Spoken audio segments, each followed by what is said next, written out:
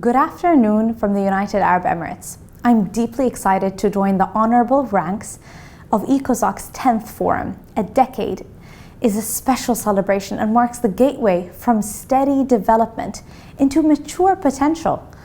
Today I want to ignite our fullest potential as international partners. This year, we are addressing what I believe to be two of the most important and timely questions of our lifetime. One, what do we want our world to be? And two, how does the world author its best sequel? I'm here today because the UAE believes young people hold the answer to the first question. And we are here today because we believe the world's best sequel is one where youth are the authors and co-authors of the future we will inherit. The issues are the same. The status quo isn't working. We are stuck in uncertainty, lacking effective youth-centric actions. What would the world look like with youth leading equally alongside other leaders?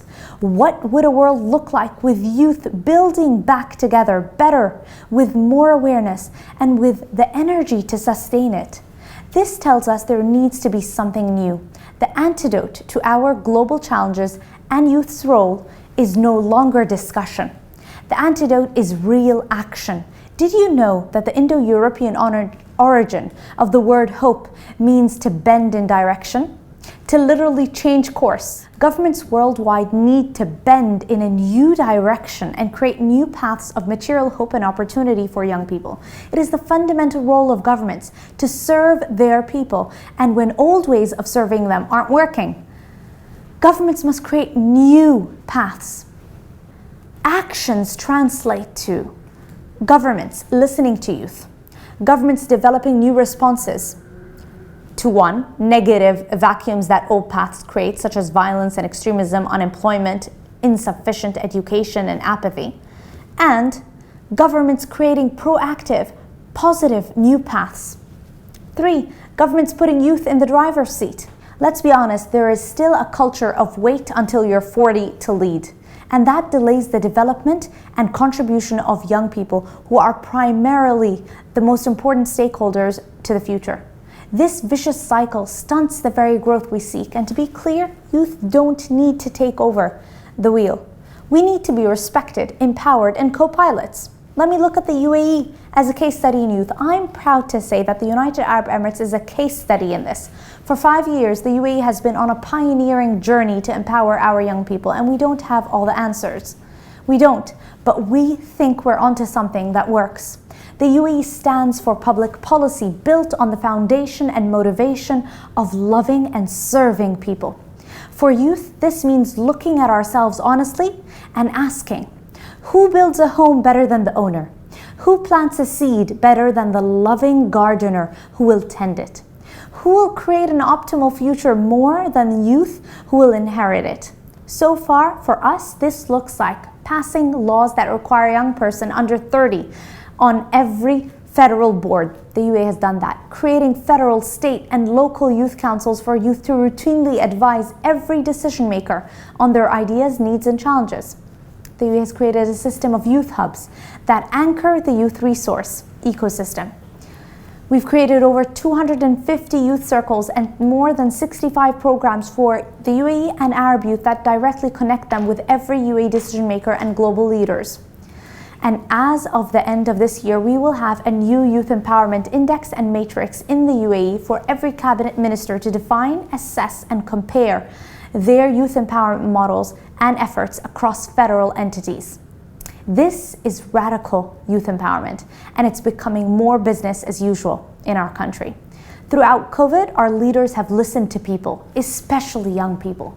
They've organized and they've acted.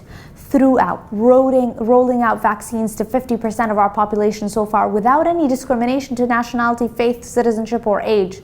To bolstering the support for our Special Olympics athletes, people of determination and their families and their communities, to being among the first to send humanitarian aid abroad, looking beyond our borders, to SDGs.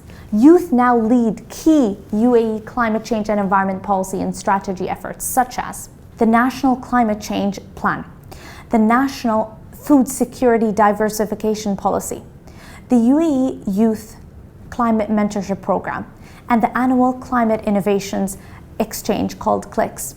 That means that youth are responsible for our climate-resilient green economy, the availability and sustainability of our food products, and our multilateral global policy contributions. This is an important model for impact in all of our SDGs. Youth formally represent and have represented the UAE in more than 20 international conventions and negotiations for climate change and biodiversity. The UAE is not only playing the long game, we are playing the infinite game, and we want all people and the planet to win. What we're learning is universally applied. If we truly want to change our future, we must make a consistent and growing practice of fueling hope by putting youth in the driver's seat. Youth Forum has the opportunity in its decade celebration in initiating radical action through the voices of youth.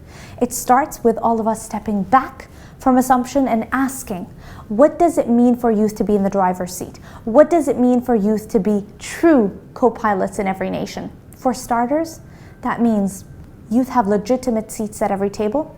It means seat at the table and action. It doesn't mean seat at the table and tokenism.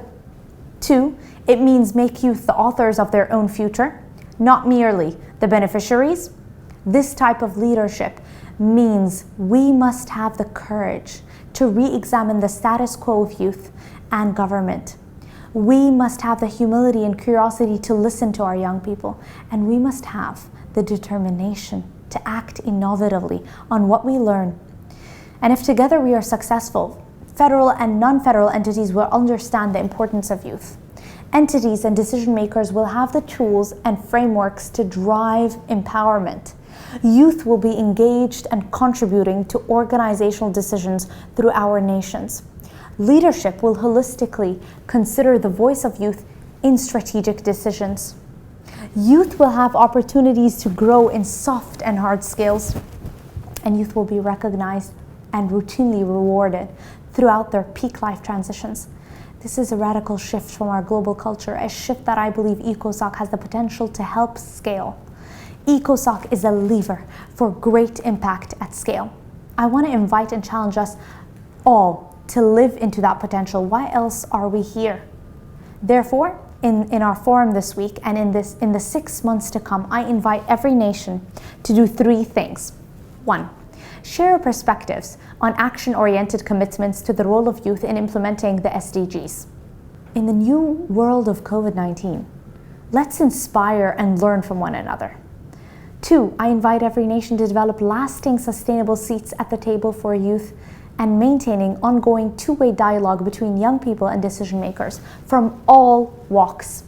And 3, I invite us, the ECOSOC family, to create an active, open and collaborative platform with one another where we share the actions and their outcomes to encourage one another, learn from one another and make one another better. I'm excited to embark on this journey with you all. I'm certain the results will be life-changing and bold. Be safe and well. Thank you very much.